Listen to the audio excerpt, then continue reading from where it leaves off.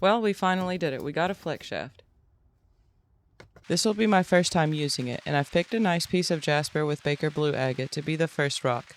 I got this rock from Swift Creek. I have used the Dremel to polish this type of Jasper before, and it turned out beautiful. We actually cut some and I tried tumbling it, but they didn't all turn out, and I haven't tried again since then. Okay, let's get started. To shape the rock, I'm using a diamond grinding drum and staying on the second to lowest speed. I'm not sure about the RPM because the flex shaft seems to spin a little slower than the Dremel itself. I just use the lowest speed that is effective. If you're wondering where the water is coming from, there is a link in the description for a video that shows how we built our water drip.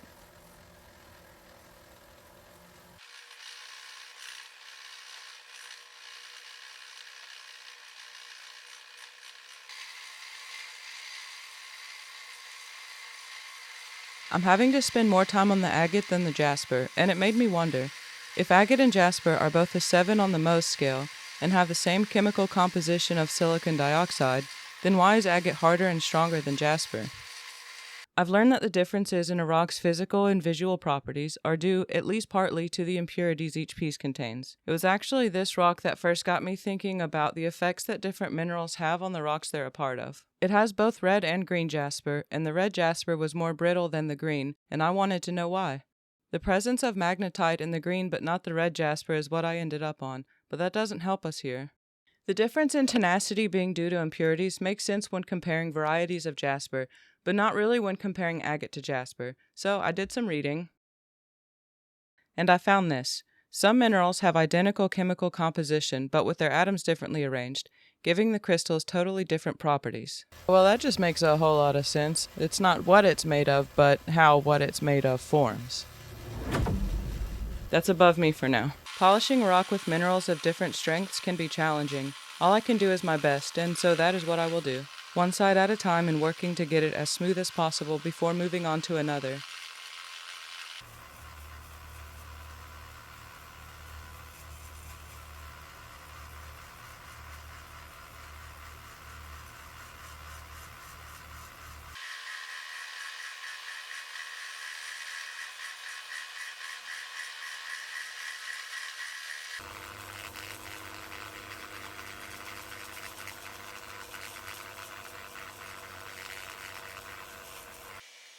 This side looks good for now. I'll be going over the whole rock again after I get each side looking like this.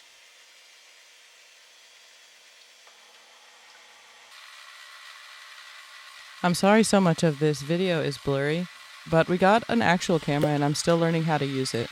I have just been using my cell phone to record all these videos, but now my phone is just a second perspective. But yeah, sorry about the blurriness. I do figure it out and address it later.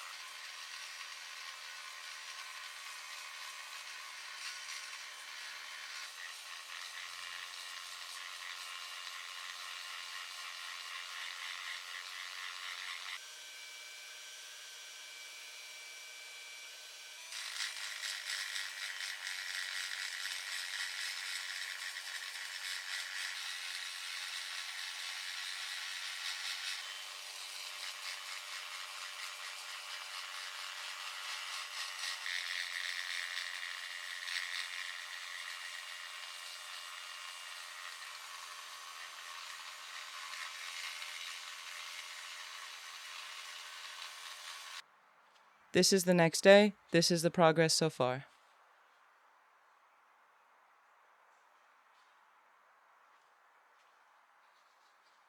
I have this last little side to do, and then I'll go back over the whole thing before moving on to polishing.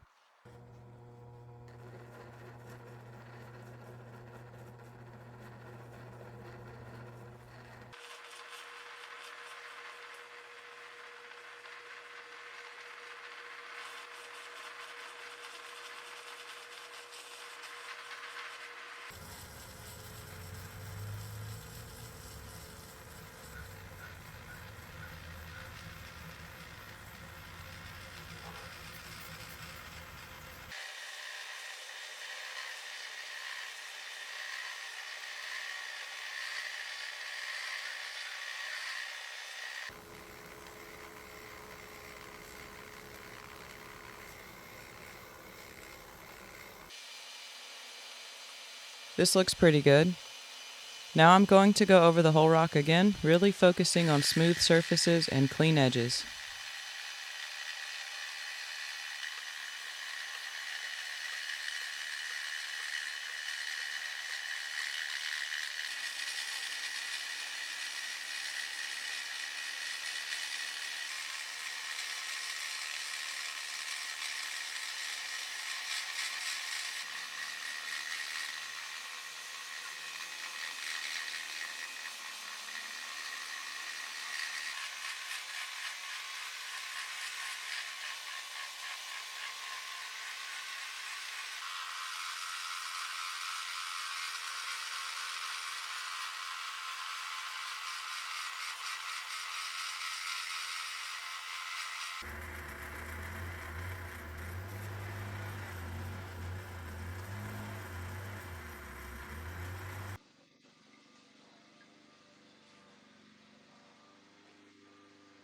And then to polish, I'm using 1-inch silicon carbide sanding discs, starting with the lowest grit, 60.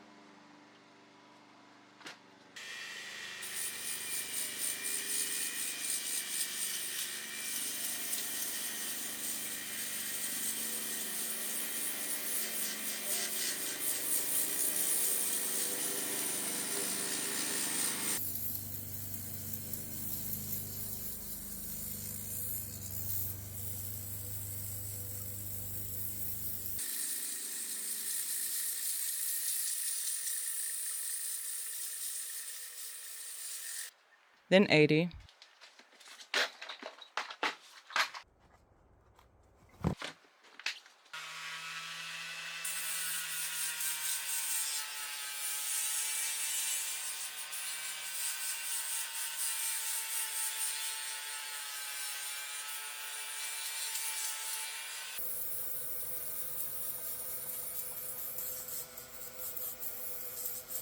$100.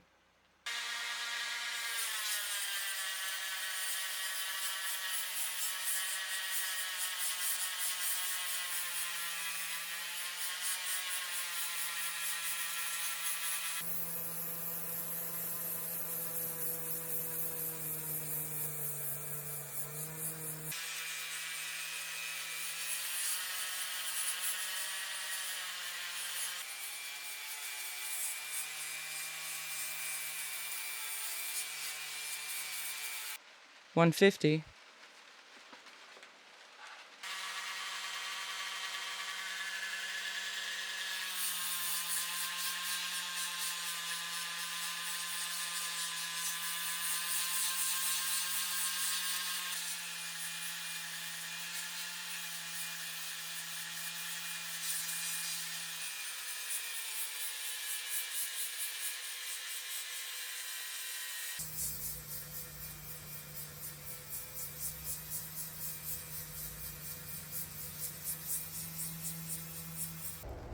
I'm using a firm toothbrush in between each grit to scrub the rock and remove any fine sediment that might be trapped in any cracks or pits.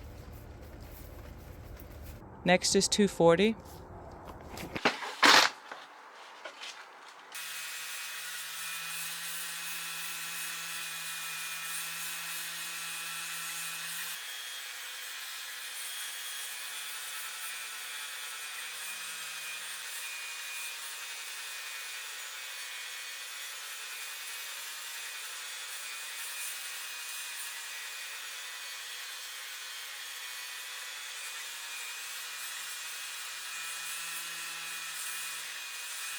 and then 400,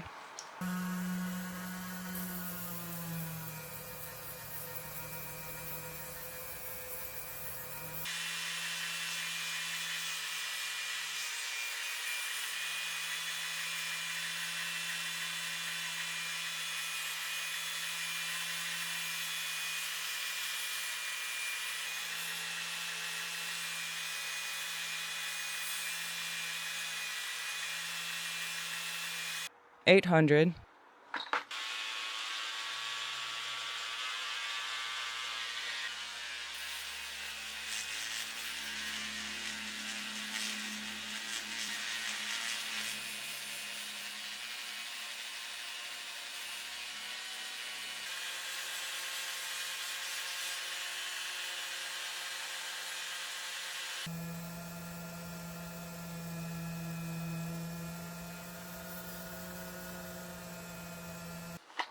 $1,200,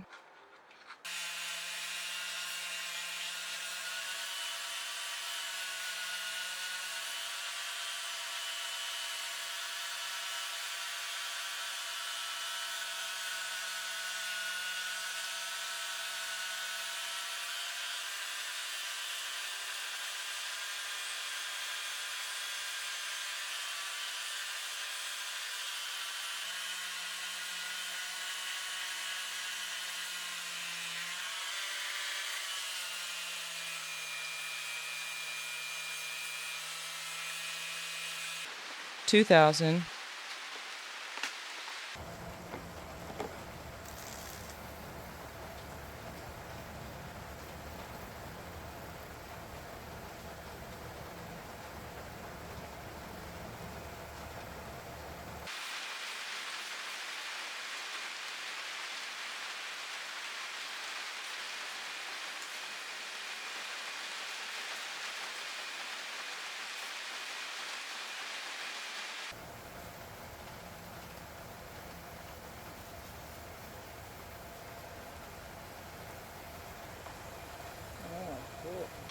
$3,000,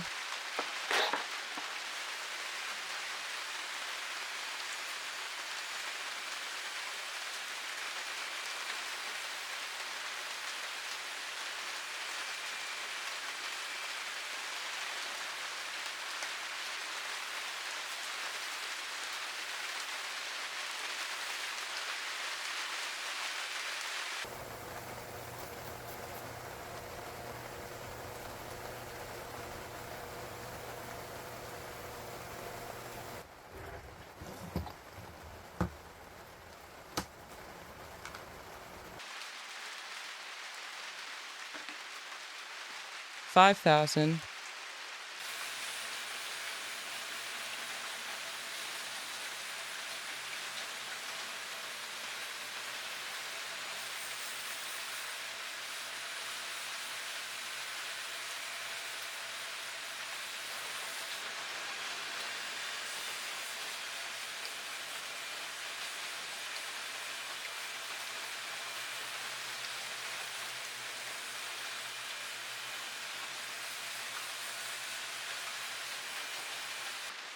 and finally, 10,000.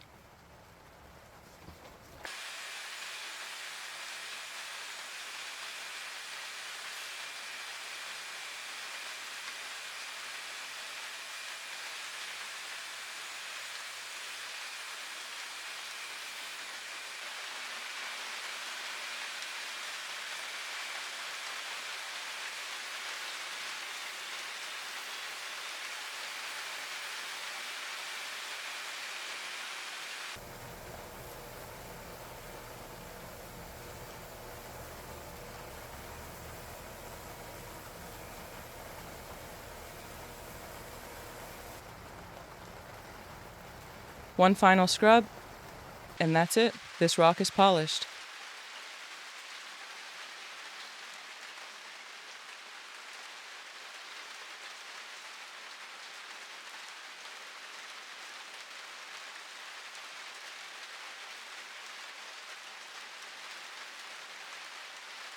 I'll just put it in a safe place to dry.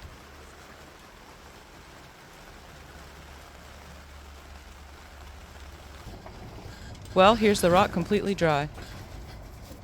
It has a pretty good shine overall, and I like that it's still basically the same shape.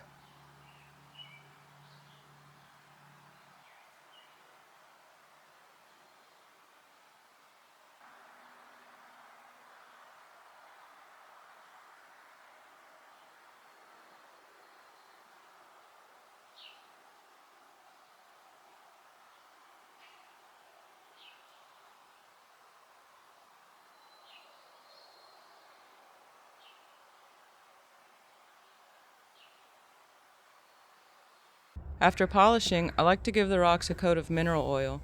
It cleans, protects, and makes the rocks just a little shinier. I keep all of the polished rocks in a covered drawer, and usually I don't reapply mineral oil. I have to a few because back in 2023, I put them all in a Ziploc bag together for a week when we moved. That was not smart. I just use a piece of denim and rub it down until I feel satisfied.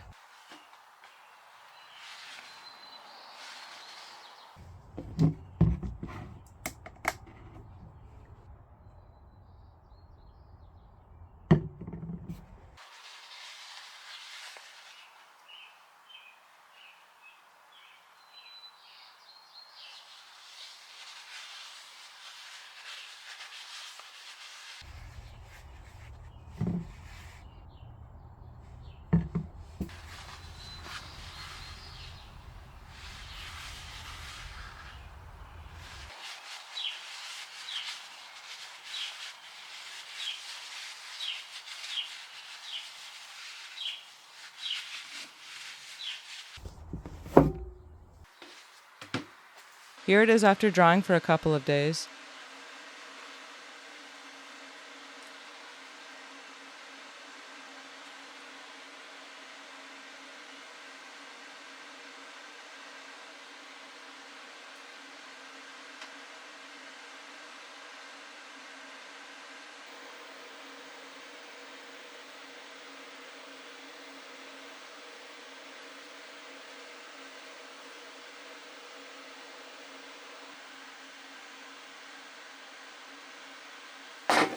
You can see in a before and after that mineral oil mainly affects color, and it won't fix a poor polishing job. It merely enhances what I've done. And after adding up my time, I had done it for just over 12 hours. Well, it's a labor of love, and it's not work if you love what you do. And I do love the time I spend with these rocks. Everyone has their hobbies. Oh, also, this rock is magnetic too. In case you're wondering, the flex shaft is awesome, much nicer on the hands, and I've drastically reduced my chances of electrocution. So thank you to anyone who suggested that we get one.